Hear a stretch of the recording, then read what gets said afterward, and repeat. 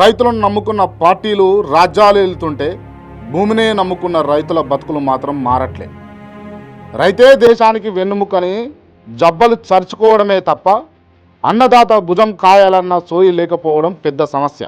అందుకేనేమో తరాలుగా అధికార పీఠాలకు వారధులవుతున్న రైతన్నలు అసలు ముసుగు ఎరగక ఓట్ల రాజకీయాల్లో ఓడిపోతున్నారు. అనాదిగా ఇదే తంతు. ఆవిరయ్యే ఆశలు, చేయూతకు ఎదురుచూపులు, కన్నెర్ర చేసే ప్రకృతి, కనికరించని ప్రభుత్వాలు. వెరసి కష్టాల కడల్ని జీవితకాలం దాటలేని రైతుల వ్యధలపై మా ప్రత్యేక కథనం.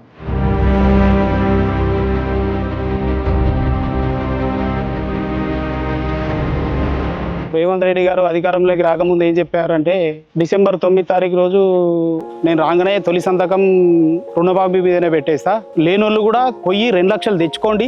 నేనేం చెప్తున్నా అంటే రుణమాఫీ అయిన వాళ్ళు అందరూ ఎంబడే పోయి మళ్ళీ 2 లక్షల రుణం తెచ్చుకోరి, డిసెంబర్ 9 నాడు నేను అవి మాఫీ చేస్తా. కాబట్టి రైతులందరికీ నేను విజ్ఞప్తి చేస్తున్నా, ఎంబడే పోయి బ్యాంకుకు పోయి లోన్లు తెచ్చుకోరి, వచ్చిన ఎంబడే నేను రుణమాఫీ చేస్తా.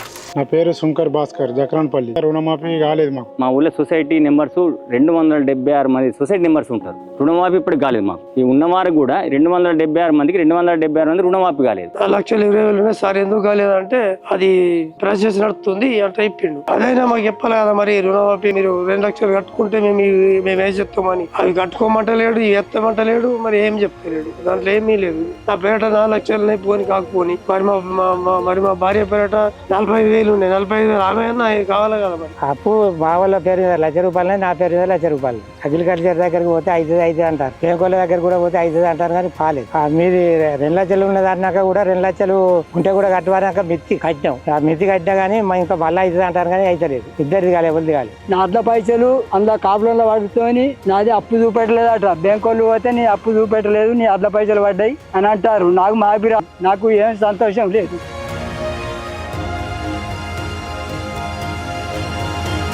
రుణమాఫీ అనేది వాస్తవానికి రాజకీయ పార్టీలు తమ అధికారంలోకి రావడానికి ఉపయోగించుకున్నటువంటి ఒక పెద్ద అస్త్రంగా చెప్పవచ్చు.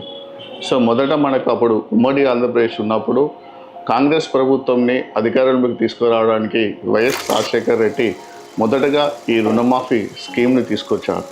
సో తర్వాత తెలంగాణ ఏర్పడిన తర్వాత టీఆర్ఎస్ పార్టీ కూడా రుణమాఫీని ప్రధానంగా తమ యొక్క ఎలక్షన్ మేనిఫెస్టోలో పెట్టింది. సో తిరిగి కాంగ్రెస్ పార్టీ అధికారంలోకి రావడానికి ప్రధానంగా ఈ రుణమాఫీని మరోసారి ప్రధాన అస్త్రంగా తీసుకొచ్చారు. 2 లక్షల రుణమాఫీ చేస్తామని కూడా అప్పుడు ఆ పార్టీ ప్రధానంగా హామీ ఇచ్చింది. ₹1,00,000 వరకు ఉన్న రైతుల రుణాలు 100% అన్ని ఒకటే స్ట్రోక్ లో माफी ये बढ़ताई। अगर मोदी जी नहीं कराएंगे तो हम कराएंगे। अब हम नरेंद्र मोदी पे ऐसा दबाव डालेंगे, और सिर्फ कांग्रेस पार्टी नहीं, हिंदुस्तान का हर किसान, एक को नहीं छोड़ने वाले हम, आप सबको लेकर हम कर्जा माफ करवाएंगे। రాయ్పూర్లో జరిగిన 85వ ప్లీనరీ సమావేశాల్లో రైతులకు భరోసా ఇచ్చింది కాంగ్రెస్. 6 లక్షల వరకు వ్యవసాయ రుణాలను మాఫీ చేసే ఏకకాల పథకాన్ని తీసుకువస్తామని ప్రకటించింది. ఈ రోజు రాష్ట్రంలో ఉన్న ప్రతి రైతుకు 2 లక్షల రూపాయల రుణమాఫీ చేసే బాధ్యత కాంగ్రెస్ పార్టీ తీసుకుంటుంది. అందరికీ గవర్నమెంట్ అలవాటు చేసింది, అది గవర్నమెంట్ అలవాటు చేసింది. ఇట్లా ఇచ్చుకుంటా పోయినా కొద్ది మేము అడుక్కుంటా పోయినాం. అన్నం పెట్టుకుంటా పోతే మేము తినుకుంటా పోయినాం. ఇప్పుడు గట్టపడ్డలకి ఆకలి అవుతుంది అంటున్నాం. ఏం చేయాలి? వాళ్ళు చెప్పుకున్నారు, ఓట్ల కొరకు చెప్పుకున్నారు, వాళ్ళు పెద్దరికాని చెప్పుకుంటారు తప్ప కానీ అట్లేదు లేదు. మేము వాళ్ళ మీద గౌరవపడి బతుకుతలేము కదా, ఎందుకు చెప్పాలి? వాగ్దానం చేసిండు కదా, వాగ్దానం చేసి పట్టుకు అడుగుతాను, వాగ్దానం చేసుకుంటే అడగకపోదు. మేము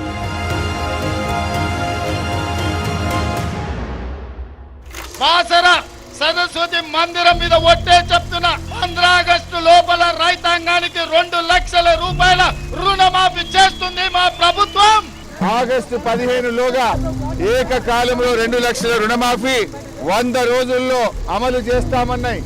బాండ్ పేపర్ల మీద రాసిచ్చిన 6 గ్యారంటీలు అమలు చేస్తే నా రాజీనామా పత్రాన్ని నేరుగా స్పీకర్ గారికి ఇవ్వండి.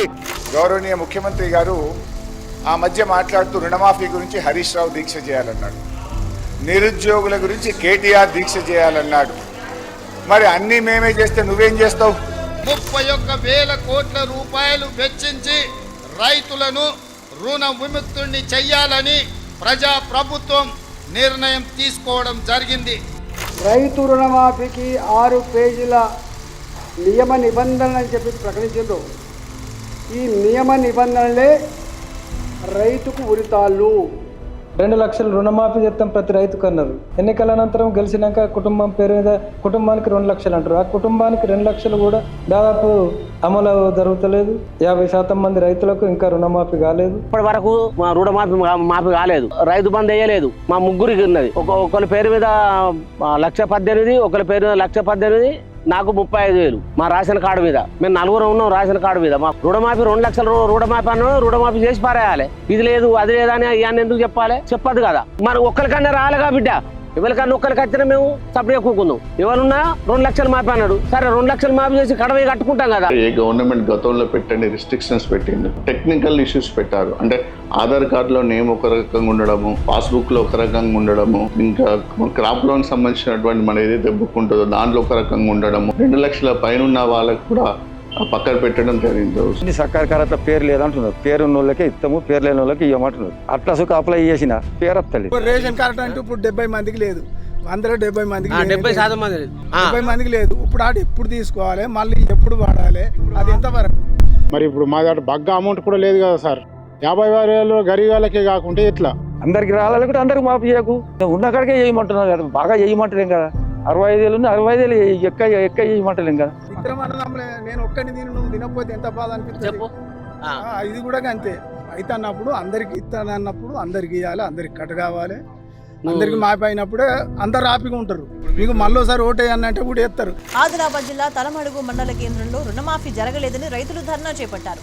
డప్పు వాయిద్యాలతో కాంగ్రెస్ సర్కార్కు వ్యతిరేకంగా నినాదాలు చేస్తూ సీఎం రేవంత్ రెడ్డి దిష్టి బొమ్మకు శవయాత్ర నిర్వహించారు. రుణమాఫీ జరగలేదు అని ఆందోళన చేస్తే 7 సంవత్సరాలు శిక్ష పడే విధంగా సెక్షన్ 126, 2 సంవత్సరాలు శిక్ష పడే విధంగా సెక్షన్ 189, 1 సంవత్సరం శిక్ష పడే విధంగా 223. ఇలా చాలా విచిత్రంగా attack on public servant, civil disobedience, ఈ రకమైన కేసులు రైతుల మీద 7 సంవత్సరాలు శిక్ష పడే విధంగా రైతుల మీద కేసులు పెడతా ఉన్నారు. ముఖ్యమంత్రి గారేమో రుణమాఫీ చేసినాం, పాలాభిషేకాలు చేసుకోండి అని ఆయన ఉదరగొడతా ఉన్నాడు. కానీ వాస్తవాలు దాచేస్తే దాగవు. దానికి ఒక చిన్న ఉదాహరణ ఇప్పుడు నేను మీకు చూపెడతాను. ఒకసారి ఆ వీడియో ప్లే చేయాలమ్మా. So far, only 7,500 crores only have been renewed and given to the farmers. బట్టి గారేమో ఓన్లీ 7,500 crores రైతుల ఖాతాల్లో పడ్డాయని బట్టి గారు స్వయంగా బ్యాంకర్స్ మీటింగ్లో చెప్తున్నారు. ఒక్కొక్క పార్టీ దీన్ని ఒక్కొక్క రకంగా తీసుకుంటున్నది. ఉదాహరణకు ఈరోజు కాంగ్రెస్ ప్రభుత్వం అధికారంలో ఉన్నది. బీఆర్ఎస్, బీజేపీ లాంటివి కొంత ఈ జరిగిన పరిణామాలను రైతు రుణమాఫీలో లొసుగులు ఉన్నాయి, ఈ జరుగుతున్నాయి అనేది ఏదైతే డిమాండ్ చేస్తున్నారో చెప్తున్నారో అది వాస్తవాలే. కానీ అక్కడ ఎక్కడ లోపం జరిగింది, దాన్ని ఎలా సరిదిద్దాలి అనే దాని మీద ఒక స్పష్టత అనేది లేదు.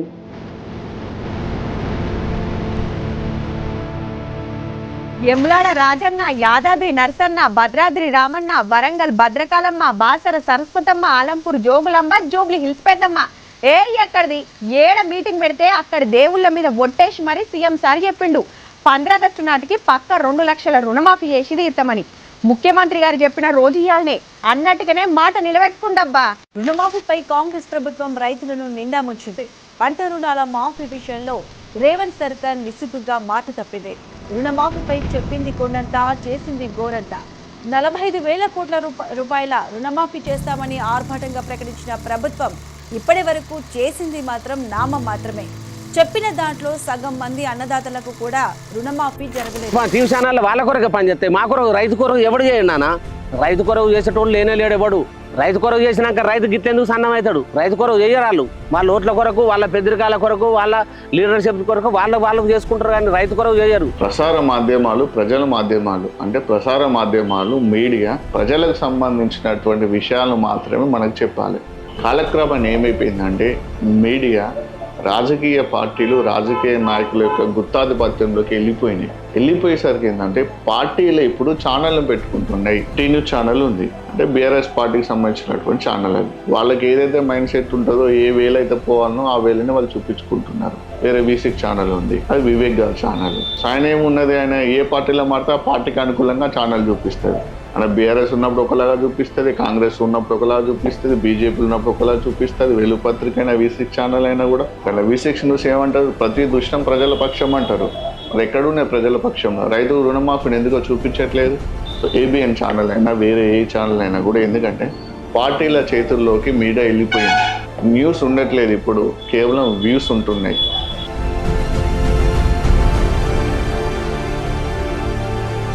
మేము వాళ్ళ మీద ఆధారపడి బతుకుతలేము, గవర్నమెంట్ మీద ఆధారపడి బతుకుతలేము. రైతు అన్నోడు బతకడు, ఎవరి మీద ఆధారపడి బతకడు. వాడ అంగవాడి కష్టం చేసుకుంటూ పోతూనే ఉంటాడు. కానీ వాళ్ళు ఓట్ల కొరకు, వాళ్ళ పెద్దరికాల కొరకు, వాళ్ళ లీడర్షిప్ కొరకు వాళ్ళు అంగారు చేసుకున్నారు. నేను సీఎం కావాలి, నేను మంత్రి కావాలి, నేను ఇది కావాలని వాళ్ళ పెద్దరికాలతో వాళ్ళు చెప్పుకుంటారు. చెప్పుకోదు.